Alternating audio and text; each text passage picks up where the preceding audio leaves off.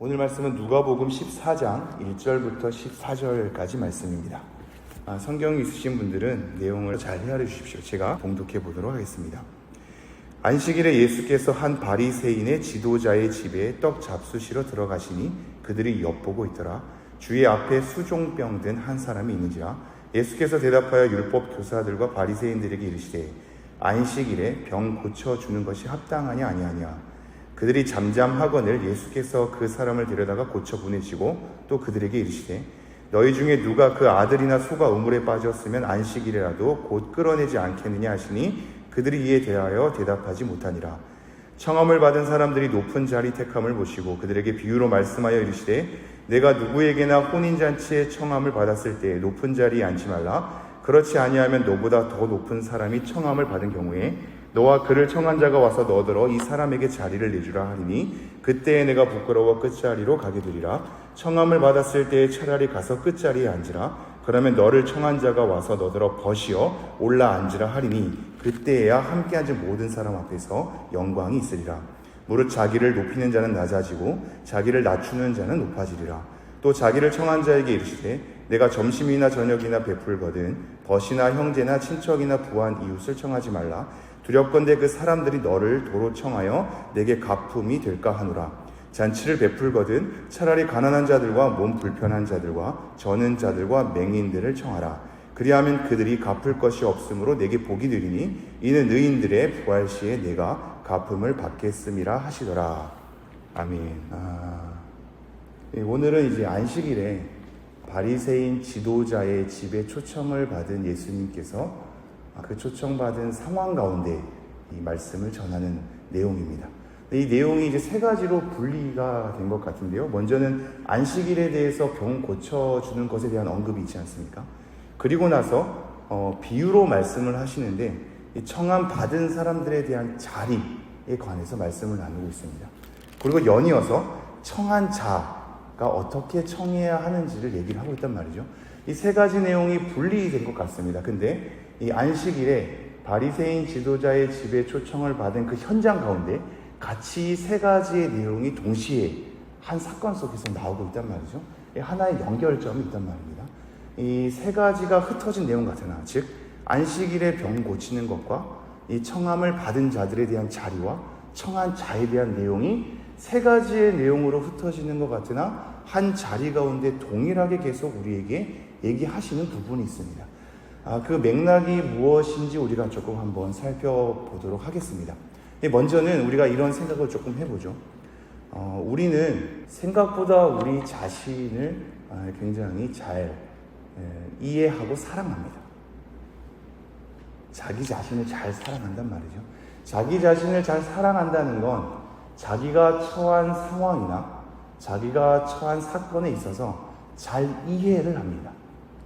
내가 내 자신을 잘 이해하고 받아들인단 말이죠. 어찌 보면 그래야지 삶을 살아낼 것 같습니다. 그렇지 않습니까? 우리가 우리 자신을 잘 이해하고 받아들여야 내 자아가 건강한 것 같고 나 자신의 삶에 자신감이 있고 내가 행하는 것에 있어서 확신이 있어야 내 삶을 건강하게 살아낼 수 있지 않습니까? 내가 뭔가에 확신이 없은 채 내 스스로의 죄책감에 시달린 채 뭔가 긍정적으로 내 삶을 끌고 갈 수 있는 힘도 없다면 내 삶 스스로는 굉장히 비참해지곤 말겠죠. 그래서 어찌 보면 우리의 삶을 잘 끌고 가는 것, 그래서 내 자신 스스로에 대해서 사랑할 줄 알고 자존감을 챙길 줄 알고 그러기에 내 자신을 사랑하는 것이 굉장히 건강해 보이기도 합니다. 그러나 사실 이러한 삶은 어찌 보면 우리를 너무 사랑하기 때문에 남을 돌보지 못하고 우리를 너무나 사랑하기 때문에 하나님의 주인됨을 제대로 고백하지 못하는 삶으로 인도될 수 있음을 우리는 오늘 한번 생각해 보죠. 내가 내 자신을 너무 사랑하기에 어느덧 주인인 하나님을 잃어버리고 말씀을 내 스스로의 삶에 나에게 괜찮을 만한 나에게 감동이 되고 내 삶의 긍정성을 끄집어낼 만한 것으로 자꾸 해석하려 드는, 그래서 어느덧 하나님의 말씀을 올바르게 합당하게 적용하지 못하는 삶으로 인도될 수 있지 않은가. 나는 내 자신을 너무나 사랑해서 그르치고 있지 않은가를 오늘 잠시 생각해 보면서 이 말씀을 보도록 하겠습니다. 이게 말씀을 늘 대한다는 것은 굉장히 은혜로운 일인데요. 우리는 자기 객관화가 잘 되지 않거든요. 자기 객관화가 잘 이루어지지 않아서 우리가 이러한 말씀의 시간이 있지 않고서는 우리를 잘 점검하기가 쉽지 않습니다. 우리는 생각보다 관성이 있어서 내 스스로의 삶의 자리를 잘 받아들이거든요. 그리고 새로운 것, 나와 뭔가 이질감이 느끼는 건 자꾸 튕겨내려고 하거든요. 그게 오늘 말씀에서도 고스란히 좀 있어 보입니다. 그걸 한번 생각하면서 이 말씀 한번 헤아려 보겠습니다. 14장 1절에 이렇게 되어 있습니다. 안식일에 예수께서 한 바리새인 지도자의 집에 떡 잡수시러 들어가시니 그들이 엿보고 있더라. 여전히 안식일에 대한 논쟁이 끄집어지죠. 이 앞에서도 항상 이 일은 있었거든요. 앞에서 6장에 보면, 누가복음 6장에는 또 하나의 병든 자, 손 마른 자가 나오는데 안식일에 병 고치는 것이 합당하냐 아니하냐를, 안식일에 선을 행하는 것이 옳으냐 악을 행하는 것이 옳으냐라는 논쟁 속에서 당연히 선을 행하는 것이 옳다는 것으로 드러내십니다. 이 사건이 이미 앞전 6장에서 나오고 13장에서도 고스란히 나오거든요. 13장에서 여전히 이 18년 동안 이 귀신에 쓰여서 몸이 꼬꾸라진 여인이 있는 겁니다. 이 여인을 안식일에 고치는 것이 합당하냐에 대한 문제로 선을 거론하시면서 얘기한단 말이죠. 마찬가지로 오늘에도 안식일에 대한 논쟁입니다. 안식일에 병 고치는 것이 합당하냐를 계속적으로 본문에서 드러내고 있죠. 이것을 드러내는 이유는 안식일의 주인이 예수님임을 계속 드러내고 있습니다. 안식일에 율법 하나 가지고 다른 사람을 돌보지 않고 아무 일도 하지 않는 것 하나에 꽂혀서 선을 행하는 것과 악을 행하는 것이 혼동된 채 남을 고치는 것쯤 그 다음날 할 수 있어. 안식일에는 아무 일도 하지 말아야지 하나에 꽂힌 채 말씀에 적용하는 그들에게 선을 행하는 것이 옳으냐 악을 행하는 것이 옳으냐, 안식일의 주인은 과연 누구란 말이냐를 계속 우리에게 일러주고 있죠. 안식일의 주인은 예수님 아닙니까? 이게 생각보다 단순하나 우리를 돌아볼 만한, 예배의 주인은 하나님인 것 아는데 예배에 감동이 있느냐 없느냐, 잘 드렸냐 안 드렸냐에 대한 느낌과 확신을 내가 갖지 않습니까? 그러니 어느덧 예배의 주인이 하나님이 아닌 것만 같습니다. 내 스스로가 될 때가 많다 이거죠. 안식일의 주인이 예수님 이것만, 하나님 이것만. 어느 순간 우리는 율법 몇 개를 가지고 안식일의 주인이 내가 되어버립니다. 그러니 다른 사람들은 내 마음속에 들어올 여지가 없죠. 아픈 사람들은 보일 여지가 없는 겁니다. 아무 일도 하지 않는 것 하나에 꽂힐 수가 있단 말이죠. 지금 계속해서 그걸 드러내고 있습니다. 그러니 안식일에 바리새인의 지도자의 집에 초청하고 그 함께 식사를 하는 가운데 있는데 서로 엿보고 있죠. 바리새인들 이 지도자 집에는 바리새인과 율법학자들이 가득 있었던 것 같습니다. 그게 하반절에 이제 나오게 되거든요. 수많은 사람들이 같이 모여 있는데 예수님의 일거수일투족을 엿보고 있습니다. 자세히 관찰하다라는 뜻이거든요. 예수님께서 어떻게 하냐 주시하고 있는 겁니다. 우리가 서로 예배하러 모였을 때 하나님 앞에 내가 어떠한 존재인지를 엎드리며 주인 되신 하나님을 바라보기보다 옆 사람이 예배 잘 드리나 안 드리나, 내 가족이 예배 잘 드리나 안 드리나 감시자가 되고 나죠. 지금 관찰하고 있는 상황 가운데 있습니다. 그런데 2절 또 다른 상황이 펼쳐집니다. 주의 앞에 수종병 든 한 사람이 있는지라. 이 수종병은 뭐냐면요, 우리 안에 이제 물이나 혈액이 제대로 순환이 되지 않아서 우리 안에 이 액들이, 몸에는 수많은 수분이 있지 않습니까? 이 액들이 고여서 몸이 붓는 병입니다. 이 전신에 몸이 붓는 병이죠. 우리 수많은 액들이 순환이 되지 않고 고여 있어서 그것이 점차 몸이 부어 있는 상황입니다. 이것도 사실 의미 있는 지금 상황입니다. 우리가 계속해서 자기애에 대해서, 자기를 사랑하는 부분에 대해서 계속 매몰된 채 다른 일을 돌아보지 않고 자기 객관화, 점검이 안 되는 것에 대한 흐름을 가지고 지금 이 맥락을 보고 있거든요. 근데 이 수종병이 이 흐름이 자기 안에 잘 흘러가지 않아서 고인 채 우리 몸이 점점 붓게 되는 병이란 말입니다. 근데 이런 병을 갖고 나면 어떻게 되냐면 수분에 대한 갈증 때문에 물을 계속해서 마신답니다. 근데 이 물을 계속해서 마시게 되면 오히려 더 역효과가 나는 거죠. 굉장히 악순환의 구조 속에 계속 있는 겁니다. 순환이 안 돼서 몸이 붓는데 갈증은 나서 물을 마시고 또 순환이 안 되니까 몸이 계속 붓고에 대한 이 상황 가운데 있습니다. 이런 수종병 든 한 사람이 주님 앞에 있습니다. 3절, 예수께서 대답하여 율법 교사들과 바리새인들에게 이르되 안식일에 병 고쳐주는 것이 합당하냐 아니하냐. 이 수종병 든 이 사람을 놓고 안식일에 병 고쳐주는 것이 합당하냐고 묻고 있습니다. 이 합당하라는 단어 자체는 율법적으로 검토하건대 이것이 괜찮으냐 옳으냐에 대해서 묻고 있는 겁니다. 율법을 너무나 잘 아는 그들에게는 지금 수종병 든 이 위기에 처한 사람이 있어서 어떻게 해야 하는지에 대해서 골몰했겠죠. 유대인들은 수많은 안식일에 대한 규례들이 점차 늘어났거든요. 39가지나 되는 안식일에 하지 말아야 될 것, 해야 될 것에 대한 여러 가지 전통적인 규례가 늘어난 상황입니다. 그런데 이들도 굉장히 매정한 사람들이 사실은 아닙니다. 왜냐하면 이들 가운데 수많은 규례 가운데서도 이 안식일에 생명이 위급한 자는 치료하게 돼 있는 것이 허용되거든요. 이들의 규례 가운데. 만약에 생명이 위급할 정도의 상황이라면 그 사람은 안식일에 고쳐도 된다라는 이들만의 규례가 있었습니다. 그러니까 대답을 잘 못하는 겁니다. 그러나 이들 가운데 이러한 내면에 이런 흐름들이 자꾸 있는 거죠. 아, 그래. 안식일에 생명이 위급하면 고쳐야 되는데 생명이 그렇게 위급하지 않을 때에는 그 다음날 고치면 되지 않겠냐라는 생각이 있는 거죠. 이게 생각보다 여러분 굉장히 우리에게 합리적으로 들리거든요. 우리의 모든 이 교회 생활의 질서와 규례를 보십시오. 이거와 동일할 거거든요. 그 다음날 하면 되지 않습니까? 그러면 안식일에 아무 일도 하지 말라는 것도 지키고 그 병든 사람도 고치게 될 수 있지 않습니까? 이러한 것이 어느덧 우리 전통 가운데 흐르다 보니까 안식일에 고치지 말아야 되는 것으로 어느덧 탈바꿈 되는 겁니다. 이게 무섭죠, 이게. 예수님께서 그거를 직격탄으로 날리고 있거든요. 지금 이 수종병 사람이 있는데 고치는 것이 합당하냐? 아니야. 아, 그 다음날 고치면 되지 않나?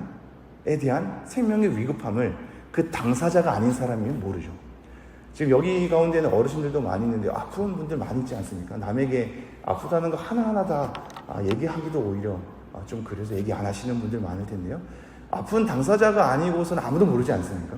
가족들도 잘 모르거든요. 수종병 든 사람이 몸이 붓고 있는데 그 사람의 생명의 위급함을 우리가 함부로 판단할 수 있을까요? 다음날 고치면 되지 않을까? 그거는 남의 얘기고요. 자기는 당장 치료받고 싶은데 아픈데 그 고통을 남이 알아주질 않죠. 지금 그것을 직격탄으로 날리고 있습니다. 아무 대답 못하죠. 4절, 그들이 잠잠하거늘 예수께서 그 사람을 데려다가 고쳐 보내시고 그를 데려다가 고쳐서 보내십니다. 그러면서 5절, 또 그들에게 이르시되 너희 중에 누가 그 아들이나 소가 우물에 빠졌으면 안식일에라도 곧 끌어내지 않겠느냐 하시니, 여기서 지금 예수님이 중요한 단어는 곧입니다. 곧. 긴급성이거든요. 지금 아들이나 소가 우물에 빠지면 너네들은 계산할 틈 없이 다음에 구해도 되지 않을까에 대한 주저함 없이 바로 곧 그를 건져내지 않겠느냐를 얘기하고 있습니다. 지금 이 수종병 든 사람이 너희들 보기에는 다음날 고치면 되겠지. 근데 본인은 시급하거든. 곧 구해내지 않겠느냐를 얘기하면서 너네들의 아들이나 소가 우물에 빠졌으면 계산하지 않고 주저하지 않고 곧 그를 건져낼 거면서 어떻게 수종병 든 사람은 다음날에 고치면 되지 않겠느냐라고 여지를 줄 수 있겠느냐를 꼬집고 있는 겁니다. 6절, 그들이 이에 대하여 대답하지 못하니라. 지금 안식일에 대한 부분을 이 자기로서는 모르거든요. 남에 대해서 잘 헤아리지 못하죠. 자기의 삶으로만 말씀을 이해하면 우리는 전혀 남을 돌아보지 못하고 남에 대해서 이해하지 못할 겁니다. 이 부분을 가지고 한번 다음 본문 말씀을 보죠. 7절, 청함을 받은 사람들이 높은 자리 택함을 보시고 그들에게 비유로 말씀하여 이르시되, 여러분이 잘 아시다시피 지금 같이 떡을 먹고 있는 약간 잔치의 분위기입니다. 그 가운데 병 고치는 것에 대한 안식의 논쟁이 있는 것이며, 동일하게 청함을 받은 이들에게, 즉 함께 모여있는 이들에게, 손님으로 온 이들에게 뭐라고 얘기하냐면 높은 자리에 앉지 마라 이렇게 얘기하고 있습니다. 왜냐하면 나중에 청한 자, 9절에 보면 이렇게 되어 있죠. 너와 그를 청한 자가 와서, 청한 자가 와서 높은 자리에 앉은 손님에게 야, 너 저 끝자리로 가, 너보다 더 높은 사람이 지금 올 거거든, 이렇게 얘기하면 굉장히 민망하고 부끄러운 상황이 되지 않겠느냐를 가르치고 있단 말이죠. 근데 지금 이 청한 자가 결국 누구냐면 나중에 심판하러 오실 하나님을 비유하고 있단 말입니다. 하나님께서 우리에게 와서 너 높은 자리에 앉지 마, 저리 가, 이러면 굉장히 지금 부끄러운 상황이 오겠죠. 잘 돌이켜 보십시오. 우리는 생각보다 높은 자리를 원합니다. 교회에서도 말이죠. 목회자도 그러합니다. 다 높은 자리에서 각광받는 자리를 원하지 끝자리로 내몰리는 거 싫어하거든요.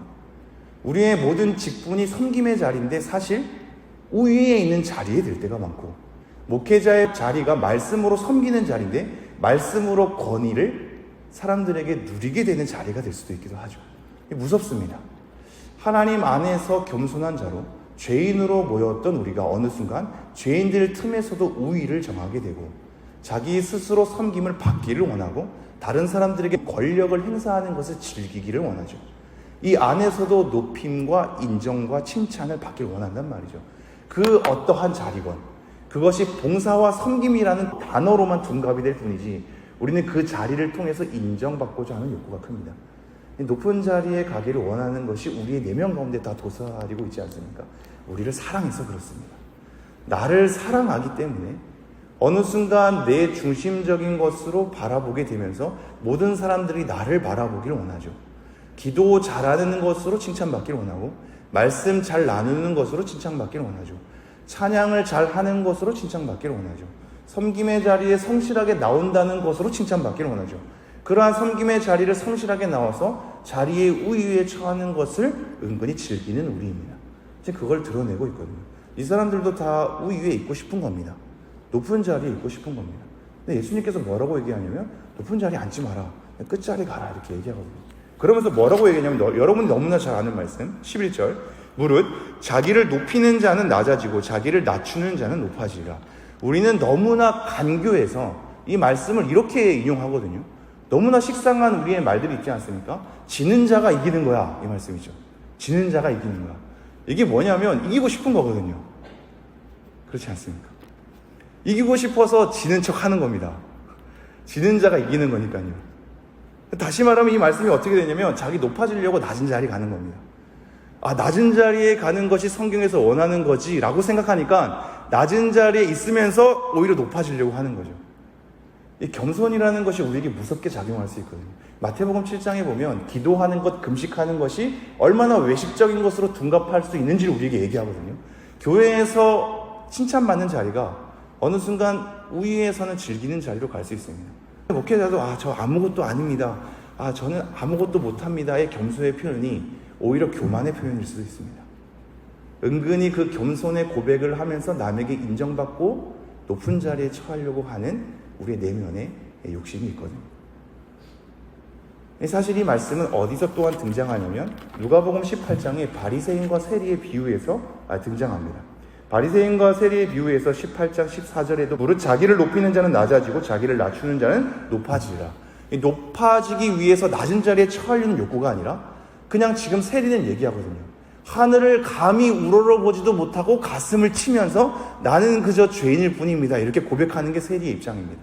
근데 바리새인은 그렇지 않죠. 하나님, 저는 남에 대한 물건을 토색한 일도 없고 불의를 행한 일도 없습니다. 저는 일주일에 2번 금식합니다. 저는 11조도 바칩니다. 저 세리와 같이 아는 것에 대해서 감사합니다. 이렇게 얘기하거든요. 본인에 대해서 하나님 앞에 제대로 잘 서는 것을 가지고 높은 자리에 처하려는 그와 하나님, 저는 감히 하늘을 우러러볼 수도 없습니다 라고 죄인으로 고백하는 세리의 입장이 있단 말입니다. 지금 이러한 맥락에서 높은 자리에 있지 말고 낮은 자리에 있으라 이렇게 얘기를 하는 겁니다. 그러면서 12절 또 자기를 청한 자에게 이르시되, 청한 자에게 이르시되 뭐라고 얘기하냐면 갚을 수 있는 능력이 있는 사람을 청하지 마라. 오히려 가난한 자들, 몸 불편한 자들, 저는 자들과 맹인을 청하라 이렇게 얘기합니다. 이거는 이렇습니다. 이 말씀하고 마무리를 하죠. 내가 그 사람을 초청하게 될 때 그 사람이 나에게 보답할 수 있는 것을 생각하면서 그러한 자격이 있는 사람들을 초청하는 계산질 하지 마라 이런 겁니다. 제 표현이 조금 거칠게 들릴지 모르겠지만 우리는 누구나 다 계산하거든요. 우리는 누구나 높은 자리에 얹기를 원하고 누구나 다 계산합니다. 저 사람에게 이렇게 했을 때 나에게 이러한 보답이 와야 나에게 이익이 돼야 나에게 나중에 저 사람이 이렇게 되갚아 줄 수 있어야 내가 그러한 선의를 행하는 것이 거뜬히 나오죠. 우리는 간사해서 이거 누구나 다 그러거든요. 누구나 다 줄을 잘 서야, 누구나 다 적당히 저렇게 높은 위치에 있는 사람에게 잘 보여야 나에게 이러한 혜택이 떨어질 거야가 계산되는 사람들입니다. 교회에서도 그렇습니다. 목회자도 그러합니다. 라인을 잘 서야, 윗사람에게 이렇게 해야 이렇게 나에게 좋은 혜택이 떨어질 거야가 계산되거든요. 이러한 계산하지 말라고 얘기합니다. 차라리 너에게 보답을 줄 수 없는 사람을 초청하라, 이렇게 얘기하죠. 이게 굉장한 말씀 아닙니까? 우리가 과연 이럴 수 있는가? 우리도 은근히 보답받기를 원해서, 보상받기를 원해서, 내가 지금 섬김의 자리에 있는 것도, 교사의 자리에 있는 것도, 봉사의 자리에 있는 것도, 수많은 매일마다 교회에서 남 보이지 않는 곳에서 이렇게 섬기는 것도, 하나님, 제가 이렇게 섬겨야 우리 가족 잘 될 것 아닙니까? 나 하나님께서 이렇게 잘 인도해 줄 거 아닙니까에 대한 보상심리가 우리 가운데 누구나 다 스며들고 있는데, 보상심리 갖지 마라, 이렇게 얘기하는 거거든요. 보상심리 갖지 마라. 이 땅 가운데에서 우리의 섬김과 봉사와 하나님 앞에 엎드리는 모든 것이 내가 살아있는 동안에 보상받을 것을 기대하고 계산하지 마라, 이렇게 얘기하고 있습니다. 근데 나중에 우리에게 위로해 주시죠. 평생 그렇게 계속 살다가 이 땅 가운데 보상 안 받을 수도 있다. 근데 하나님 그거 기억하고 계시니 나중에 부활할 때 하나님께서 너에게 잘했다고 칭찬할 거야, 이렇게 얘기하거든요. 우리 이 땅 가운데 살아있는 동안에 보상받기를 원하지만 보상이 안 되면 화가 나죠. 하나님, 제가 이렇게 했는데, 제가 몇십 년 동안 고생했는데 하나님께서 지금 우리에게 해준 건 무엇입니까? 울분이 차죠. 그런데 그거 이 땅 가운데 보상 안 받을 수도 있다고 얘기할 수 있거든요. 우리가 평생 살아가면서도 보상 못 받을 수 있습니다. 근데 하나님께서는 뭐라고 얘기하냐면, 괜찮다, 부활할 때 그 모든 건 하나님께서 기억하고 있으니 그거 대갚아줄게, 칭찬해줄게, 이렇게 얘기하고 있거든요. 정리하겠습니다. 여러분, 우리를 너무 사랑해서 자기에 대한 중심성으로 가득 차서 안식일에 병든 자들에 대해서도 주저함이 있죠. 그 다음날 고치면 되지 않을까? 우리는 누구나 다 함께 모였을 때 높은 자리에 있기를 원합니다. 이렇게 드러나는 자리가 아니요, 그냥 아무도 모른 채 가면 싫어하죠. 곽강받기를 원하죠. 우리는 누군가에 대한 섬김도 보상받기를 원합니다. 저 사람에게 적당히 이렇게 해야 나에게 또한 이렇게 돌아오는 게 있지 않을까가 계산되는 우리입니다. 근데 그거 하지 말라고 얘기합니다. 이게 과연 우리가 소화해낼 수 있을까? 우리는 우리를 너무 사랑해서 자기 중심성으로 똘똘 뭉쳐서 우리가 과연 이 말씀을 소화해낼 수 있을까? 하나님 앞에 고민해야 되지 않겠습니까? 오늘 이 말씀 가지고 하나님께 엎드려 보죠. 하나님, 저는 저를 너무나 사랑해서 이 말씀이 감히 소화가 안 되는데 제가 누구인지를 제대로 보기를 원합니다. 세리의 기도처럼 저의 죄악을 보기를 원합니다. 제가 제 자신을 사랑해서 이웃을 망치는 것이 있진 않은지, 제가 제 자신을 사랑해서 제 아내와 남편을, 자녀들을 망치는 것은 있지 않는지 돌아보기를 원합니다. 저를 점검하게 하여 주시고 하나님의 자비와 긍휼을 기대게 해 주십시오, 라고 우리 잠깐 엎드리며 기도하며 개인 기도하고 돌아가는 우리가 되기를 소망합니다.